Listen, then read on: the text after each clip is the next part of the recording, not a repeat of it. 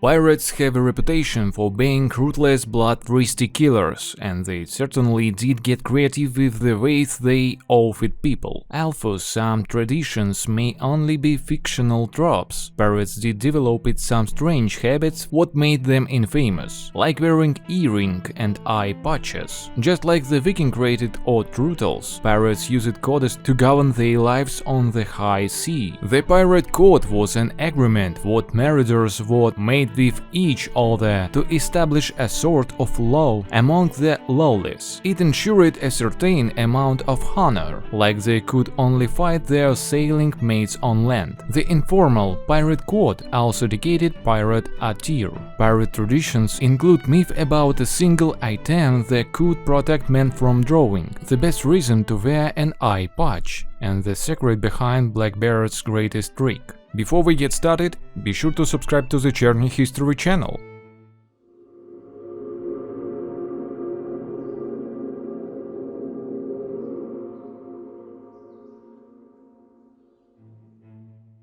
Although experts debate just how democratic pirates grew there, they were surprisingly progressive when it came to the spoils of their enterprises. They created a sort of insurance fund for injured pirates. This meant what were a member of a group to become injured, they were still able to reap the benefits of a successful campaign. Individual groups' charter articles identified the amount of loot to be paid to injured pirates. So, spoils they are gathered together in the aftermath of an attack. Injured pirates all reserved the amount specified in their charter, and the rest of the group divided the remainder among themselves.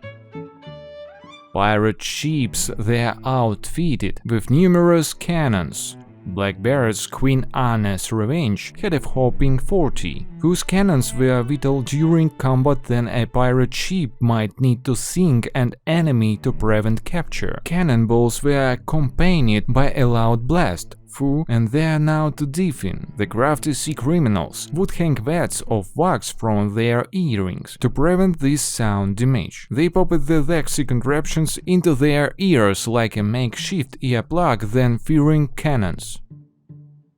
Pirates spent long periods of time on ships surrounded by other men, so it's no surprise what some shared intimate relationships. Other pirates formalized same-sex relationship through a practice called métillotage, a French word what may be at the root of the pirate greeting ahoy mate. In pirate society, two men could join and share all their plunder, even receiving death benefits if one died before the other. Pirate mates would live together, exchange gold rings, and sometimes even share female prostitutes.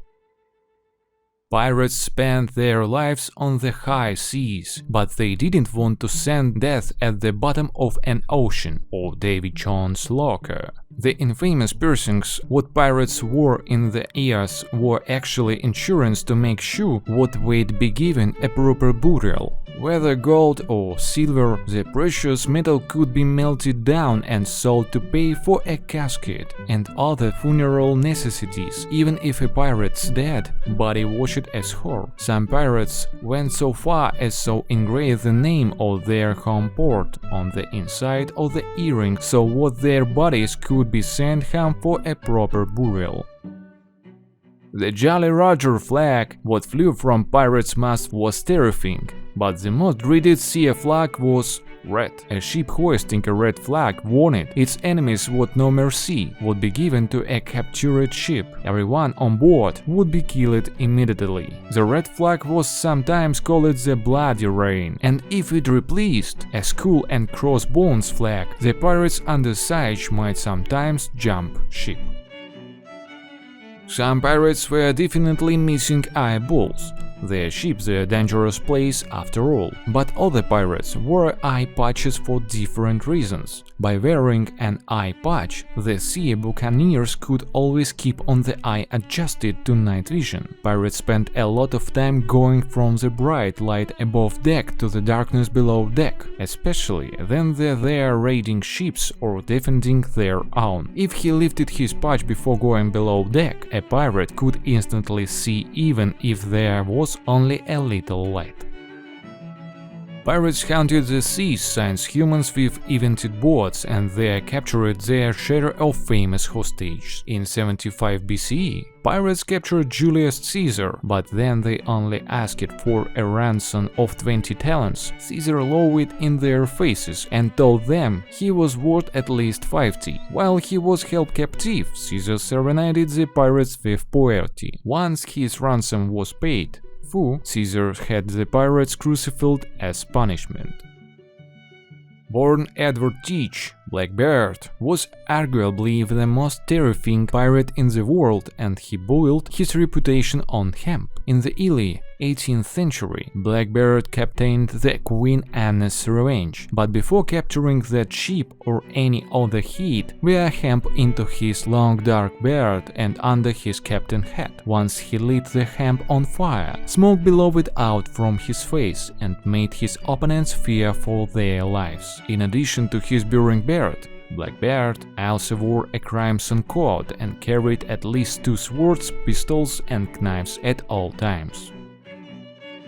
Credit for the invention of grog goes to sailors in the British Navy, who first started making the drink sometime in the 1600s. To avoid drinking slimy water contaminated with algae and microbes, the sailors mixed rum into their water. In 1731, the British Navy gave each sailor half a pint of rum per day, what was equivalent to order the 5 shots of alcohol. Pirates borrowed the recipe for grog and made it legendary by adding lemon juice, helped prevent scurvy, and sugar. It tasted good. There was a drink what packed a punch.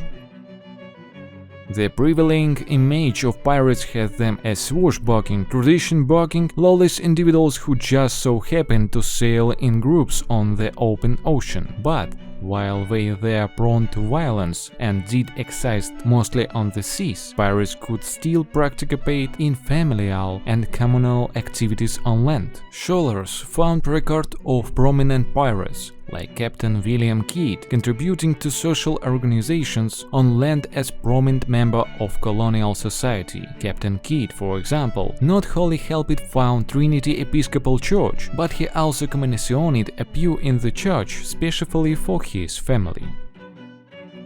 The inning might be the most famous piece of pirate chivalry. They were centrally very particular. The sea buccaneers were quite superstitious about the hoops, and there were many myths about the earrings of the world abilities. One tale claimed that they could prevent sea sickness, while another suggested that the precious metal could cure bad eyesight. Many pirates believed that a gold earring could prevent a man from drowning, but the myth was disproved a number of times. Even though it's easy to picture a pirate burying treasure on a tropical island, only one pirate, William Kidd, was ever recorded as having buried treasure. Kidd deposited his loot off the coast of Long Island, but the shimmy backfired. Then an ally dug up the truth and used it as proof to convict Kidd of piracy.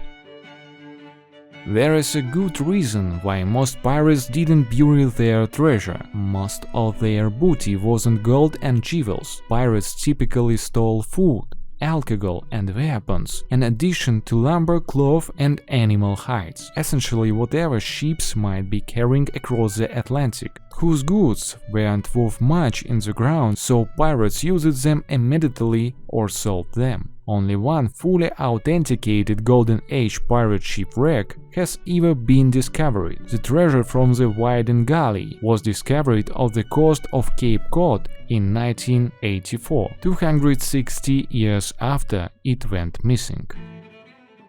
In a strange but sensible irony, the pirates whose names have made their way through the decades of history to the present day probably aren't the most successful pirates. According to museum curator David Moore, the pirates whose names stick now were the ones who got caught in Moore's line of thinking. The reasons many pirates became famous was because they were captured and tried before an admiralty court. Many of these court proceedings were published, and these pirates' exploits became legendary. Women also took the seas to make their fortunes. Ampere and Bonny and Mary Read sailed together on the pirate ship Revenge in 1712, and Bonny even served as first mate. Some, like Mary Read, choose to dress as men to hide their identities. Unfortunately, their ship was captured and both women ended up in jail. Bonny blamed their captain, Calico Jack, and reportedly cursed him in prison, saying, "Sorry to see you there, but if you fought like a man, you would not have been hanged like a dog." The Jolly Roger black flag with a skull and crossbones might be the best known pirate insignia, but there are multiple versions of that banner. The first mention of the Jolly Roger came from the 1724 book A General History of the Pirates by Charles Johnson. Blackbeard's flag, for example, featured a skeleton toasting the devil while spearing a bleeding heart. Others had red skeletons, hourglasses, or even men standing on skulls. While there is some evidence pirates did use walking the plank as a form of psychological torture, there is not enough evidence to prove it was a widespread practice. It became popular thanks to the rise of pirates and internment in the 19th century. There were plenty of other ways pirates killed people, and some of it involved forms of torture, but for the most part, anyone they wanted to execute was killed quickly and swiftly. But the most common form of death by torture involved something much worse than a plank. It was called keel-hauling, and it involved throwing the victim into the water underneath the boat. They would hoist him up on one side, passing him under the ship's keel, and then place a large weight on his legs to make sure he stayed underwater. As if that wasn't enough, the perpetrator then endured being pulled by the ship's weight and drowned. If they were lucky, the blow from being thrust against the ship's bottom would be enough to kill them. Pirates did actually maroon people on isolated land masses. Then they did something wrong. It was considered one of the worst ways to die, because it was slow. Typically, fools marooned their disgraced pirates who violated the rules of a ship. He would be placed on an isolated sandbar with just the clothes on his back, a small portion of water and a weapon. Pirates who were marooned had the option to kill himself with their weapon, but it was widely considered cowardly. Some men actually managed to survive being marooned if they were rescued by a different pirate crew, but they was very rare. So this is a Cherny History channel, and please, sorry for my English. I love history, I love what I do, but my English is bad. I know, I study. Please, sorry. Thank you for watching. Have a nice day.